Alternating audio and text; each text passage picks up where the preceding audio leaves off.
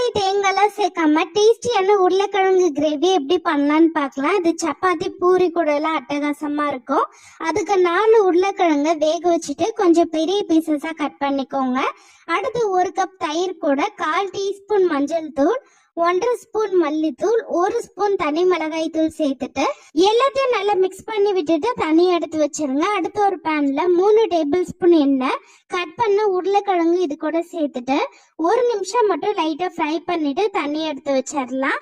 அடுத்து அதே பேன்ல கொஞ்சமா சீரகம், பச்சை மிளகா 1-2 இடிச்ச 1 ஸ்பூன் இஞ்சி பூண்டு விழுது, கொஞ்சமா கறிவேப்பிலை, பொடியா கட் பண்ண 1 பெரிய வெங்காயம் சேர்த்துட்டு எல்லாத்தையும் நல்லா வதக்கி விட்டுக்கலாம். வெங்காயம் நல்லா வதங்கினோடனே நம்ம ரெடி பண்ண தயிர், தேவையான உப்பு சேர்த்துட்டு எல்லாத்தையும் நல்லா மிக்ஸ் பண்ணி விட்டுக்கோங்க. மீடியம் ஃப்ளேம்ல ஒரு 5 நிமிஷத்துக்கு இது நல்லா வெந்து வரட்டும். இப்ப மசாலாவோட பச்சை வாசனை போயிட்டு நல்லா எண்ணெய் பிரிஞ்சு வருது.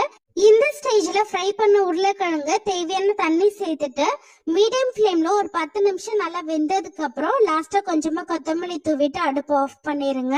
ஒரே மாதிரி கிரேவி செய்யாம இந்த மாதிரி ட்ரை பண்ணி பாருங்க, ரொம்ப நல்லா இருக்கும்.